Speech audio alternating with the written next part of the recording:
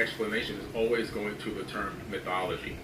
They Right. throw mythology around, left and right to cover up the fact that they have no clue or idea. So they turn it into mythology, so they can kind of say it's all fantasy and fairy tales, and this is how they express themselves or how they understood the universe. It's all mythology, it's all fake, but in reality, it's not all fake. Yes, it is all fake. It is all mythology. That's what religions do. They write myths. All of them. They all borrow each other's myths and tell the same stories over and over again about gods who create things, and floods, and wars. They just change the names. It's what humans do. We look up at the stars and make up stories, especially in the times when we didn't know what stars are. But everyone wants the movie Stargate to be real, so let's hear Billy spin his wheels about Sumerian cuneiform. So this text literally, some of the letters actually relate to complete ideas. But it's incredible work, and it takes a long time to do. And then you have to let this thing dry, and then it becomes stone. So, if people were supposed to be trying to worry about how they're going to get their next meal, shelter for the night, and all these kind of things, who has time to sit down and write these incredible works of art like the Epic of Gilgamesh, for example?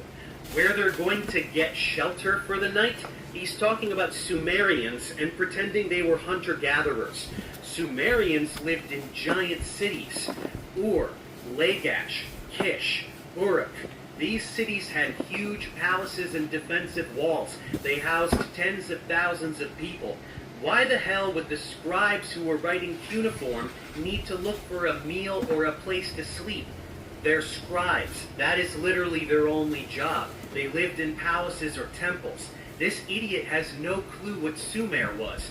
Nobody should be listening to this podcast episode even 1 second past this very first moronic statement. And yet we persist. So I think they really were writing down, and also they were transcribing information that was given to them by these quote-unquote gods, the lowercase g. Right, they were taking dictation from gods, because Billy says so. That's not at all an extraordinary statement, so it requires no evidence whatsoever.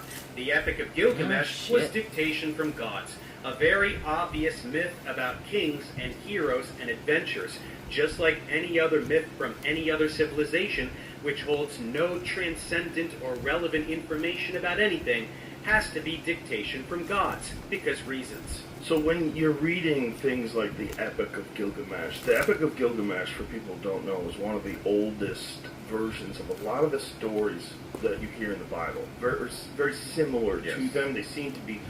There always seems to be a great flood. There's a few heroes. There's angry gods. There's a bunch of stuff going on. Joe said something smart. Ancient Mesopotamian myths were recycled to develop Hebrew mythology, something most Christians don't know and don't want to know. But more importantly, he just totally dismantled the